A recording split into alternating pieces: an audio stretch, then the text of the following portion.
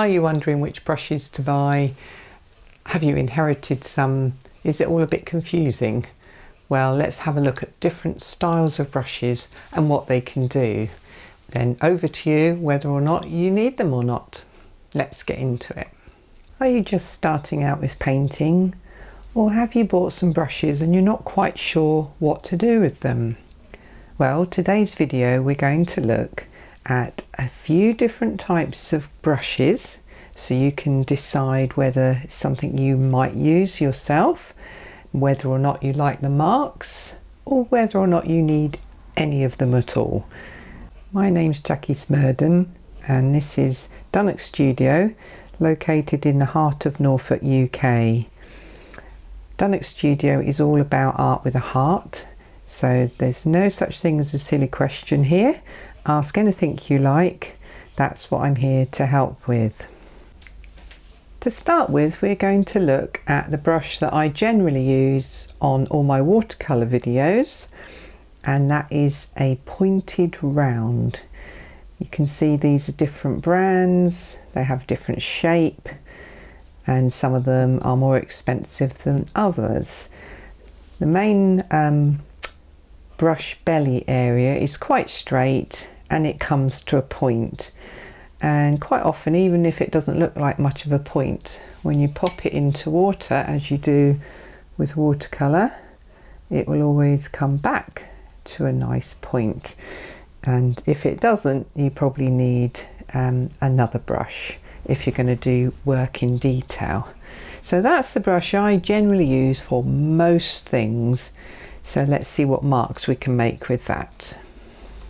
I'm using a purple violet colour today, and I'm not going to spend too long on the rounds because if you watch any of my videos you can see how I use these brushes, these pointed rounds, because I pretty much use them all the time. So I won't spend too long on this. It's just to give you an idea. You can make direct line marks, you can make spotted marks like this, you can make a continuous line that changes with the pressure on the brush. It's quite a nice one. And also you can use the side of the brush to create a continuous wash. So this brush has still got lots of paint in it. And you can just see there at the end, it's just starting to break into a dry brush technique. I'm just using cold pressed paper here. So you can create dry brush techniques, you can create dots, you can even create long continuous fairly thin lines. So a round brush will give you all sorts of options when painting.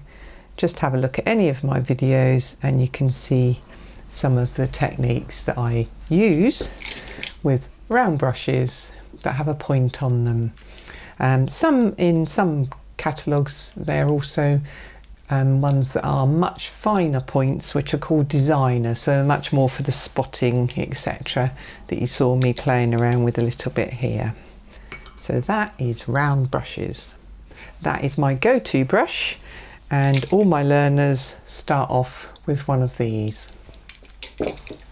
So you've gone to the art shop and you've seen one of these, or maybe you've seen one of these. So what on earth are these? Well, they're no different to that one or even that one. They're called flat brushes and they're used for all sorts of different things in different mediums. I like using these in oils and acrylics because I can get right into the corner of a picture, make a very direct line, a nice distinct mark. So this one is just what is known as a long flat, so it's got a longer amount of hair there which is picking up more paint than a short flat, which is also known as a bright. If you have a long flat, eventually it will wear down towards a bright or a short flat. This is just the same thing. This one's more softer, you can see it's a bit less springy and hard. This one is a hake brush, you may well see them around. This one's actually a goat hair one, So what on earth do you do with those? Well, again, you can do all sorts of things, but say you found one of these and you thought, I really want to give that a try. How would you use it? Just use it with water to wet your paper, but also you can do lovely big washes with a hake brush, which holds an awful lot of paint, and it's just resisting on that paper a little bit because I've put so much water on, but I've got a nice soft wash on there without any trouble at all using a big hake brush. And I could do exactly the same with this brush, which clearly is designed for big paintings. So let's have a look at the short flat. The short flat could be used again for a wash. You can do nice broad lines with it. Just make that a little bit richer so you can see it. Some nice broad lines, and also you can do quite narrow lines with it. I'm just angling my hand so you can see a little bit better there. And so you could have some fun with popping patterns on, textures, crisscrosses, all sorts of things. And you can even use the corner of it just to make tiny marks. Or, which is my favourite way, is you can try and tuck yourself into a corner of a painting where you want to get an accurate coverage of paint. This brush, although not designed for watercolour, is a long flat. So because it's got more paint in it, you can go for further because it's carrying more pigment. So again, you can get some nice long flowing lines. You could still use it to block in. The wash might take you a little longer because it's a narrow point on this one. Again, you can use the top of the brush and just get some really nice, that would make nice fence posts, wouldn't it?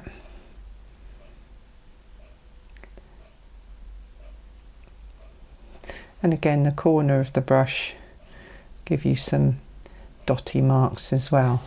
These are my favourite styles of brushes. These are called filberts.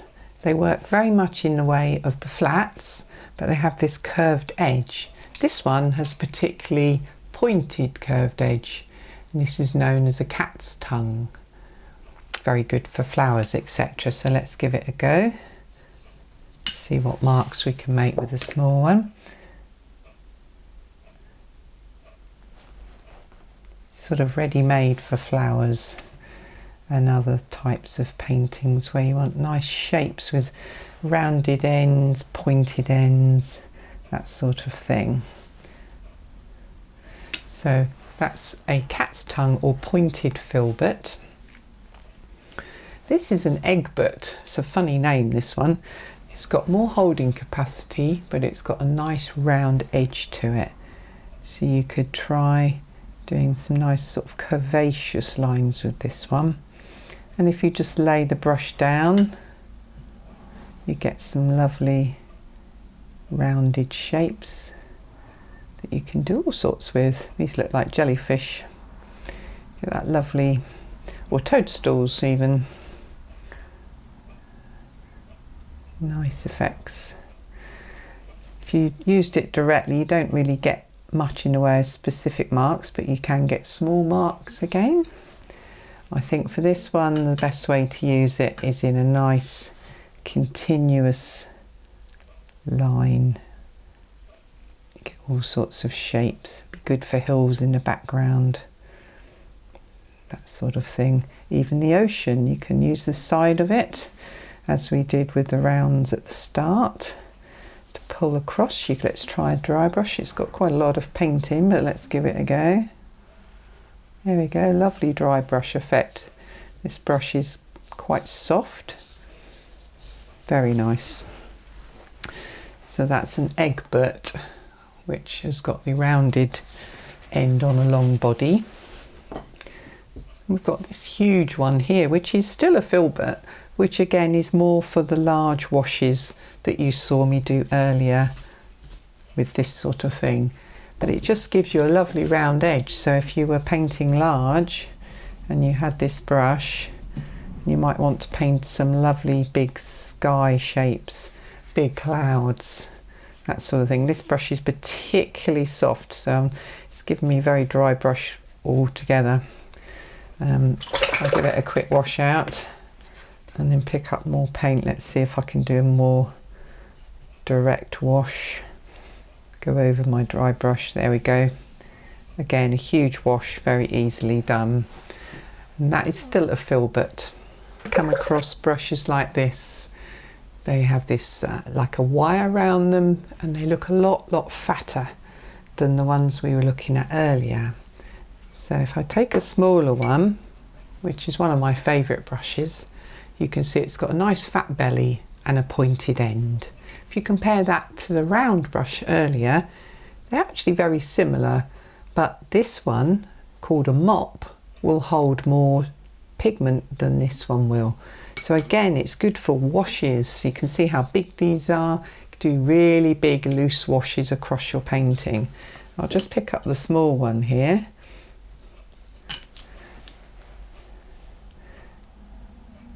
So you could easily cover large areas on your painting. It's only a tiny brush, but it's still collecting lots and lots and lots of pigment as you go. So you can keep going with that, but because it's got a point on it, yet again, you can do tiny, literally minute little marks. I quite often see people with mops just picking up plain water and going into one of these little dots, and it will just pull the paint out from the dot that you first put on and create sort of flower shapes, that sort of thing. You get the idea. So it's a nice loose way of painting with a mop and just playing around with the pigments. If you want to soften edges, it's a fabulous way to take the paint away from an edge. Just pull that away so it takes it for a lot further. If I want to take this one away, I just touch this, which is still damp. I can take it away, let it run, using all the fluid that the mop is holding. So these do exactly the same thing, just on a bigger scale. How many of you have seen one of these fan brushes? Now this one is extremely old. It's not doing so well. I've used it for many things, including oils and acrylics. This is still soft. This one would be suitable for watercolours. So I'm just going to pick up a little bit more pigment. And let's see what marks we can make with it. So bearing in mind this is an old brush, so you can do this lovely sort of fanned out scrubby effect, stippling essentially. Lots of people like these brushes for creating very easy grasses, etc. Personally, I find them a little bit too obvious, but that's just me. You can see by stubbing it around you can create all sorts of textures and patterns. You can see the brush hairs are splitting because I've abused this brush quite a bit, so it's not a happy brush. Let's see what happens if we put it into a bigger wash and just drag it across the page. Get some interesting dry brush there. That's quite nice, isn't it? So yes, good if you like texture, you want to do grasses, plants. And just a note on that, there are a lot of brushes made with the word tree, foliage, etc. brushes. They're essentially similar to this but in different shapes, and they work really well if you like that sort of thing. I tend to just get my round brushes, preferably my old ones, just give that a clean, and then I splay them out while I'm painting like that. So it looks like I'm being really rough with my brush, but then I can get the set, whoops, too much paint on there. Looks like I'm being really rough with my brush, but you can get the same effects using your brush like that. So just splay out an old round brush, that will do the job just as well. I'll have heard of a rigger. It's a very, very fine long brush. It holds enough fluid for you to go quite a long way with your mark making.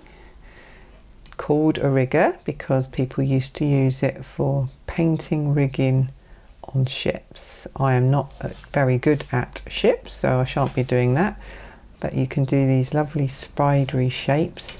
It's particularly good if you're trying to create the brush lines that suggest tree branches, and a nice way of using a rigger is to hold it at the end and just start wandering across the page and let that line break and jump, and it gives you a much more naturalistic looking tree or shrub. Try and let your lines cross. Riggers, really, really useful, whichever medium you use. Very, very nice. Not quite so easy to control for writing, so you can buy or even more specialist brushes that are shorter than this, called spotter or lettering brushes. If you want to put your initials or you're signing a painting or something like that, you can use them as if you're using an ink fountain pen. But this is a rigger. They're very sort of easy to get hold of. Very nice brushes, one of my favourites. A couple of things I haven't mentioned. If you buy something like this, it may well come with a travel brush. Tiny, tiny little, almost a spotter you would call this. So the idea is when you're finished with it, is it goes into its little case and drops inside your paint palette. Very nice little brush if you're out and about. Not quite so useful in the studio because they're so tiny they make your hands ache after a while. But you can use them in the same way as I did for the tree, except the line is a bit thicker, as you can see. So it's good for small sketches outside. It doesn't hold much paint. You can get a dry brush with it. It's not very easy to make a wash though. You have to work quite hard and you run out of paint quite quickly. But good for filling in small amounts of space on a painting in a small sketchbook. You could use that. It's holding enough for me to work that in, and great for small dotty marks. And of course, don't forget our friend splattering, which we all love. Splatter away. Tiny travel brush. Finally, something you will probably not have seen, known as sword liners or dagger brushes. Each manufacturer has a different reasoning for calling one a sword and one a dagger. Some of the daggers seem to be longer than the swords. This one, when I bought it, I thought it was going to be a really big brush, and when it came, it's absolutely tiny, as you can see. But it's a beautiful brush. So I'm just going to show you what it does. Load it up with paint. So it's holding a lot of paint. It's very small. The obvious thing you can do with it is you can get a tiny, tiny mark. Let me just zoom in for you.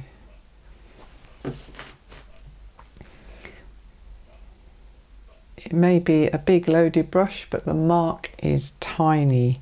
However, as soon as you move the brush to the side, you can create a completely different line, broken, all sorts of interesting things going on there. Just reloading it. It's not very easy to control, but that's the beauty of this brush. It's not supposed to be easy to control. Therefore you get random marks. You could just paint happily with this for a few minutes and then see what you end up with. See if we can get a sideways mark with it. Look at that. Breaking away. There we go. And let's have a look at this one, which is exactly the same thing. It's not quite as long. Again, you can get quite a nice fine line on the end. Not as fine as the first one, but it's pretty fine. So then put some pressure on and you get this beautiful ribbon effect that breaks up in places. Just come through this bit here. Sideways on. There you go, get the idea. So this is really good. Well, amongst lots of things it's good for. You could do leaf shapes with it, where the leaves all tapering off. That could be jumping fish, could be anything, couldn't it? This now turned into an ocean.